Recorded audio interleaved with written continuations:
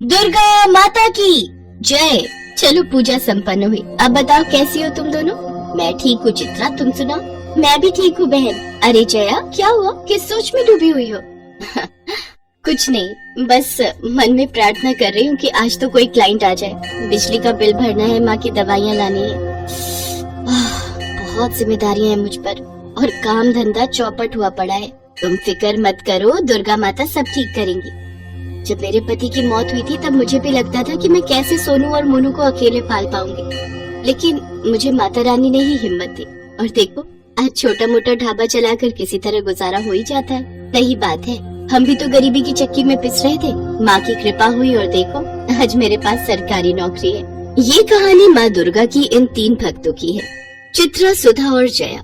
तीनों माता की बहुत बड़ी भक्त थी। कुछ भी हो जाए लेकिन तीनों माँ के मंदिर आना नहीं भूलती थी। माता रानी के मंदिर में ही इन तीनों की मुलाकात हुई और फिर दोस्ती भी हो गई। चित्रा एक छोटा सा ढाबा चलाती थी। वो बहुत ही बढ़िया खाना बनाती थी और अपना ढाबा चलाकर अपने परिवार का पेट पालती थी। सुधा की नौकरी जेल में थी। वो वहाँ पर प्रहरी का काम करती थी, जबकि जया ने वकालत की पढ़ाई की हुई थी, मगर उसके पास केस ही नहीं आते थे। यही कारण था कि उसकी माली हालत अच्छी नहीं थी। ऐसे में चित्रा और सुधा हमेशा उसे हिम्मत बंधाती थी और कभी कभार उसकी मदद भी कर दिया करती थी। फिर एक दिन जब चित्रा अपने ढाबे पर माँ दुर्गा की पूजा कर रही थी, तभी उसके ढाबे पर काम करने वाला केशव भागा भागा उसके पास आया। दीदी सुनो ना। रुक, पहले ये प्रसाद को और अब बोल। दीदी, लगता है माता रानी ने आपकी सुन ली। मतलब? देखो दीदी, वो जो नदी के पास होटल है ना, बड़ा सा। कौन सा? वो रिवर व्यू होटल? हाँ दीदी, वही। उन्हें अपने होटल के लिए एक बढ़िया सा शेफ चाहिए और उसके लिए वो एक प्रतियोगिता करा रहे हैं, जिसे जीतने वाले को वो अपने होटल में शेफ का काम देंगे और अच्छी पगार भी। अरे वाह केशव, क्या खबर लाए? अरे मैं दिन रात एक कर दूंगी, लेकिन वो प्रतियोगिता जीत कर दिखाऊंगी। बस माता रानी का आशीर्वाद बना रहे। चित्रा अपने स्वादिष्ट खाने के लिए पूरे मोहल्ले में मशहूर थी।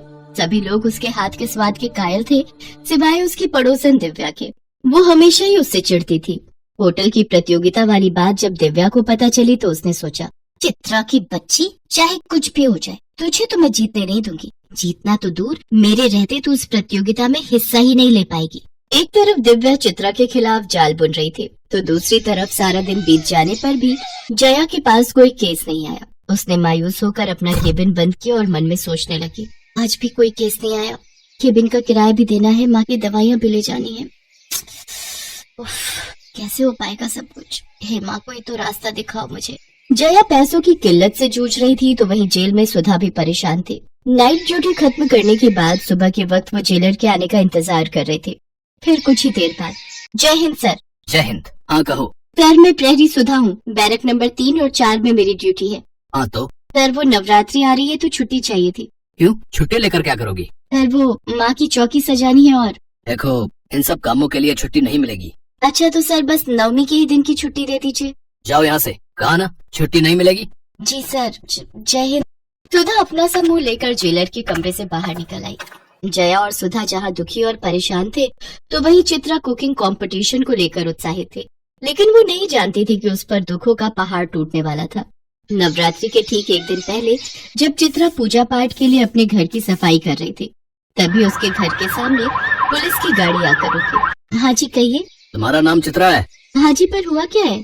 अरे हमें तुम्हारे घर की तलाशी लेनी है। इतना कहकर इंस्पेक्टर ने चित्रा को धक्का दिया और 2-3 पुलिस वाले चित्रा के घर में रखे सामान को उलट पलट कर देखने लगे। और फिर, ये नशीली दवाइयों की पेटी कहाँ से ली तुमने और कहाँ बेचती थी ये सब नशे का सामान?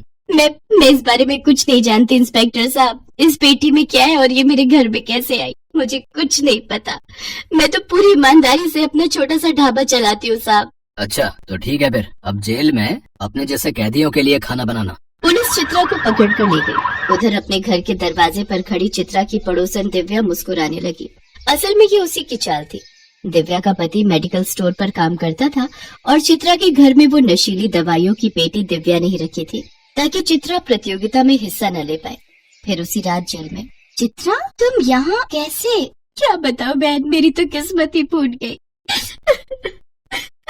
चित्रा ने रोते रोते सुधा को सारी बात बता दी। चित्रा के साथ जो हुआ उसे सुनकर सुधा की आंख में भी आंसू आ गए। तब चित्रा ने कहा, सुधा, मेरे बच्चों को केशव के घर छोड़ देना बहन। मेरे पीछे वो उनकी देखभाल करेगा। एक माँ को अपने बच्चों की कितनी फिक्र होती है ना। पर माता रानी पता नहीं मेरी परीक्षा क्यों ले रही है। क्या हुआ? हमारा जेलर बहुत खड़ूस है। मैंने उससे नवमी की छुट्टी मांगी तो उसने साफ मना कर दिया। कभी ऐसा नहीं हुआ कि अष्टमी या नवमी पर मैंने कन्या पूजन नहीं किया हो, लेकिन इस बार चिंता मत करो सुधा, देखना माता रानी सब ठीक करेंगी। माँ दुर्गा की ये तीनों भक्त बहुत परेशान थे और ये देखकर दुर्गा माँ को भी अच्छा नहीं लग रहा था। तभी उनके पास नारद मुनि प्रकट हुए। नारायण नारायण। प्रणाम माते। माते, ये कैसी व्यथा है? आपके तीनों भक्त परेशान हैं। उन्हें आपकी कृपा की आवश्यकता है। आप चिंता न करें ऋषिवर, इनके दुखों का अंत निकट है और इसके लिए मुझे धरती लोक पर जाना होगा। जय हो माता रानी की जय हो। नारायण नारायण। नवरात्रि के दिन चल रहे थे और माता रानी की तीनों भक्त अपनी अपनी समस्याओं से जूझ रही थीं। लेकिन तीनों में से किसी ने भी माँ दुर्गा पर अपना विश्वास नहीं खोया था। सुधा ने जेल में ही माता रानी की चौकी सजा ली थी और नवरात्रि के पूरे व्रत भी रख रही थी। फिर अष्टमी के दिन जब सुधा माता रानी की पूजा कर रही थी, तब अचानक माँ दुर्गा की मूर्ति से तेज प्रकाश निकलने लगा, जिसे देखते ही सुधा की आंखें बंद हो गई और फिर आंखें खोलो पुत्री। माँ आप साक्षात माँ दुर्गा मेरे सामने। मैं तो धन्य हो गई माँ। तुम्हें तुम्हारे काम से अवकाश नहीं मिला तो क्या हुआ, देखो मैं स्वयं तुम्हारे पास आ गई। सुधा की आंखों में खुशी के आंसू थे। उसने माँ की आरती की और उनके चरण स्पर्श किए और फिर, पुत्री मुझे तुम्हारी सहायता की आवश्यकता है। मेरी सहायता की? मैं एक तुच्छ प्राणी क्या कर सकती हूँ आपके लिए? चित्रा को यहाँ से बाहर निकालना होगा। मैं उसका रूप लेकर यहाँ रहूंगी और तुम्हें उसे इस कारागार से बाहर निकालना होगा ताकि वो कल होने वाली प्रतियोगिता में हिस्सा ले सके और अपना स्वप्न पूर्ण कर सके। जो आज्ञा माँ। माँ दुर्गा अपने साक्षात रूप में सुधा के साथ चित्रा के पास पहुँची, जहाँ चित्रा दीवार पर माँ की तस्वीर बनाकर उसकी पूजा कर रही थी। तभी सुधा ने चित्रा को पुकारा। चित्रा चित्रा देख जरा हमसे कौन आया है मिलने। साक्षात माता रानी। क्या ये सच है क्या? क्या मैं कोई सपना देख रही हूँ? मैं तो धन्य हो गई माँ, आपके साक्षात दर्शन पाकर। अब मुझे जीवन में कुछ नहीं चाहिए, कुछ नहीं चाहिए। नहीं पुत्री, अभी तो तुम्हें बहुत कुछ करना है। अब मैं तुम्हारे लिए उस प्रतियोगिता में भोजन तो नहीं बना सकती, क्योंकि वो बाकी प्रतिभागियों के साथ सही नहीं होगा। भोजन तो तुम्हें स्वयं ही बनाना होगा, किंतु तुम्हारे स्थान पर यहाँ जरूर रह सकती हूँ, वो भी तुम्हारे ही रूप में। नहीं माँ, भाड़ में गई ऐसी प्रतियोगिता जिसके लिए आपको यहाँ जेल में रहना पड़े। तुम भी तो एक माँ हो ना, और अपने बच्चों के लिए कितने कष्ट सहती हो, तो मैं भी तुम्हारी माँ ही हूँ। चिंता मत करो, कल से ही जया कोर्ट में तुम्हारा केस लड़ेगी। मैं खुद उससे मिलकर आई हूँ, वो तुम्हें अवश्य ही निर्दोष साबित करेगी। इसके बाद दुर्गा माँ ने चित्रा का रूप लिया और उसकी जगह जेल में बैठ गई। फिर चित्रा और सुधा ने उन्हें प्रणाम किया और सुधा ने चुपके से चित्रा को जेल से बाहर निकाल दिया। अगले दिन चित्रा ने प्रतियोगिता में अपने बच्चों के लिए और जया ने कोर्ट में चित्रा के लिए पूरी ताकत लगा दी। चित्रा ने अपने हुनर से प्रतियोगिता जीत ली, तो वहीं जया ने भी चित्रा को कोर्ट से जमानत दिलवा दी। फिर उसी शाम तीनों एक साथ मंदिर पहुँचे, जहाँ कोई नहीं था। उन्होंने माँ दुर्गा को प्रणाम किया और माँ ने अपने साक्षात रूप में फिर से तीनों को दर्शन दिए। माता रानी की जय हो। पता है माँ, आपकी कृपा से चित्रा का केस जीतते ही मेरे पास ढेरों लोग आने लगे हैं। अब मेरे पास कोई कमी नहीं रही। मेरी बच्चियों, तुम सबके दुख भरे दिन दूर हुए। अब ऐसे ही हंसी खुशी से जीवन बिताओ और एक दूसरे की मदद करते रहो। दुर्गा मैया की जय, दुर्गा मैया की जय, दुर्गा मैया की जय।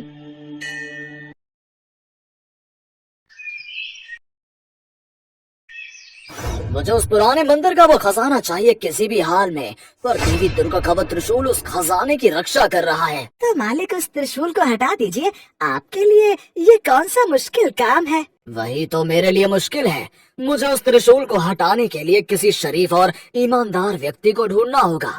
इसके लिए मुझे प्रीतम नगर जाना होगा। तुम प्रीतम नगर का चप्पा चप्पा छान लो और जहाँ भी दिखे कि कोई व्यक्ति बिना किसी स्वार्थ के किसी दूसरे व्यक्ति की मदद कर रहा है, तो समझ जाना कि वो बहुत ही शरीफ और दयालु और ईमानदार है। आकर ये खबर मुझे दो। जादूगर कपाली बहुत ही बुरी प्रवृत्ति का था। उसे माँ दुर्गा के पुराने मंदिर का खजाना चाहिए था, जो मीलों दूर था, जहाँ पर कोई भी आता जाता नहीं था।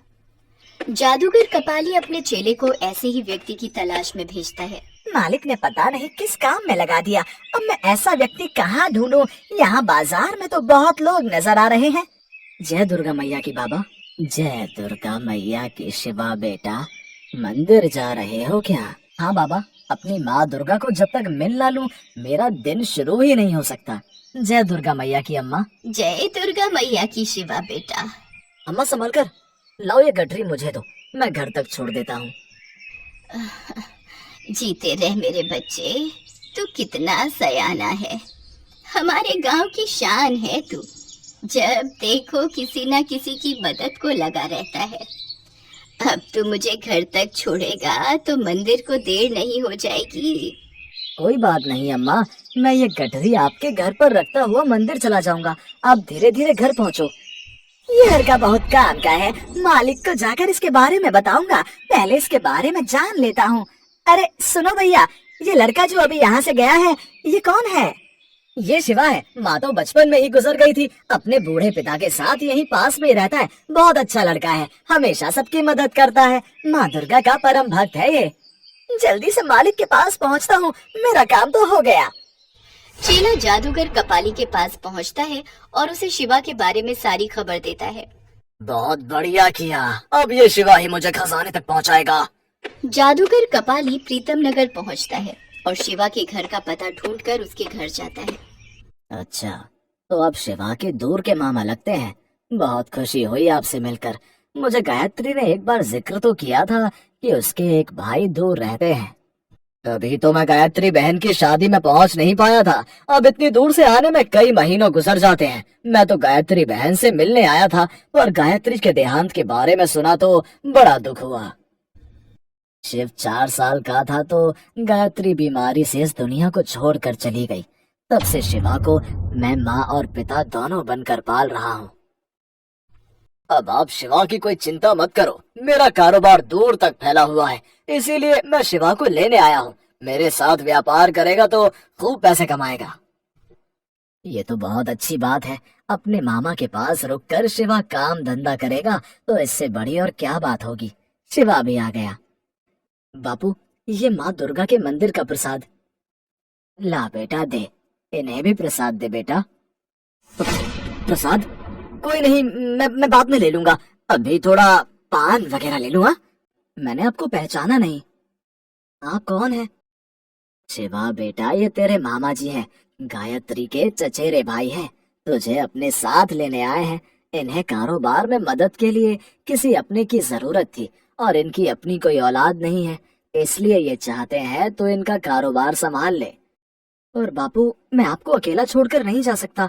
यहाँ आप मेरे बिना कैसे रहोगे? अरे तू कभी कभी बीच में मुझसे मिलने आ जाया करना, पर ये अच्छा मौका हाथ से मत गवा बेटा। यहाँ भी तो तेरे पास कोई काम नहीं है, वहाँ तुझे बसा बसाया काम मिल जाएगा। आगे फिर गृहस्थी भी तो बनानी है ना। शिवा बेटा, तुम एक बार मेरे साथ चलकर तो देखो, वहाँ तुम्हें बहुत अच्छा लगेगा। मैं तुम्हें अपना बेटा बनाकर रखूंगा। जादूगर कपाली की मीठी मीठी बातों में फंसकर शिवा का पिता उसे भेज देता है। जादूगर कपाली शिवा को जंगलों, पहाड़ों, झरनों के रास्ते घोड़े पर ले जा रहा था। एक घोड़े पर कपाली बैठा था और एक घोड़े पर शिवा। मामा जी, आपकी नगरी तो बहुत दूर है, ये तो काफी बियाबान जंगल के रास्ते हैं। भांजे, बस थोड़ी दूर ही और जाना है, नगरी यहाँ से कुछ कोस की दूरी पर है। अरे याद आया, यहाँ पास में ही माँ दुर्गा का एक बहुत ही सुंदर पुराना मंदिर है और तुम माँ दुर्गा के परम भक्त हो। अगर चाहो तो हम वहाँ दर्शन करके फिर आगे का रास्ता तय कर सकते हैं। माँ दुर्गा का मंदिर? हाँ मामा जी, माँ दुर्गा के मंदिर में तो मैं दर्शन जरूर करूँगा। कहाँ पर है मंदिर? मामा जी, मुझे वहाँ ले चलिए।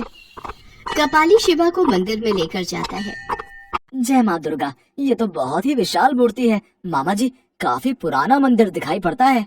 हाँ, और लग रहा है यहाँ पर काफी समय से सफाई भी नहीं हुई है। क्यों ना हम यहाँ की सफाई करके आगे बढ़ें?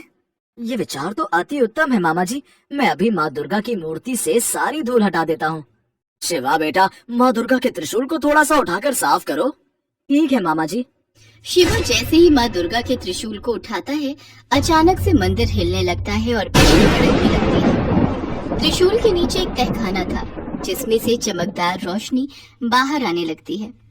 ढेरों अशर्फियां, हीरे, जवाहरात, सोने के सिक्के देख शिवा घबरा जाता है। उसकी आंखें चकाचौंध हो जाती हैं। मामा जी, ये खजाना किसका है, वो भी इतना सारा? शिवा बेटा, लगता है कि माँ दुर्गा के मंदिर का खजाना है। अगर हम इसे यहाँ ही छोड़कर ऐसे चले गए तो चोर डाकू इसे लूट कर ले जाएंगे। हम एक काम करते हैं, इस खजाने को बोरियों में भर लेते हैं और फिर यहाँ से लेकर गरीबों में बांट देंगे। शायद आप ठीक कह रहे हो मामा जी। माँ दुर्गा का आशीर्वाद समझकर हम इस खजाने को ले चलते हैं, गरीबों के काम आ जाएगा।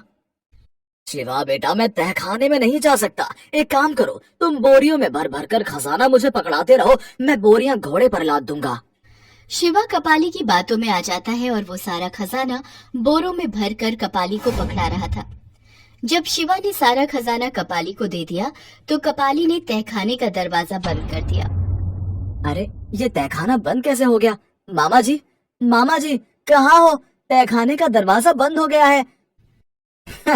मैं कोई मामा नहीं हूँ, मैं तो जादूगर कपाली हूँ। मैं तुझे यहाँ जानबूझकर लाया था। अब मेरा काम हो गया, मुझे खजाना मिल गया, मैं यहाँ से जा रहा हूँ। अलविदा। हे दुर्गा माँ, ये मैं कहाँ फंस गया? मेरी मदद करो माँ, ये जादूगर कपाली मुझे यहाँ बंद कर गया है। माँ, मेरी सहायता करो, नहीं तो ये जादूगर भाग जाएगा। हे दुर्गा माँ, मदद करो। जैसे ही शिवा माँ दुर्गा का ध्यान करता है, माँ दुर्गा की मूर्ति हिलने लगती है। मंदिर की घंटियां अपने आप बजने लगती हैं। तहखाने का द्वार अपने आप खुल जाता है और शिवा वहां से बाहर आ जाता है। जादूगर कपाली मंदिर से बाहर जा ही रहा था कि तभी शिवा को एक आकाशवाणी होती है। शिवा, इस त्रिशूल की सहायता से जादूगर कपाली का वध करो। इसने मेरे इस खजाने को पाने के लिए बहुत से निर्दोष प्राणियों को मृत्यु के घाट उतारा है।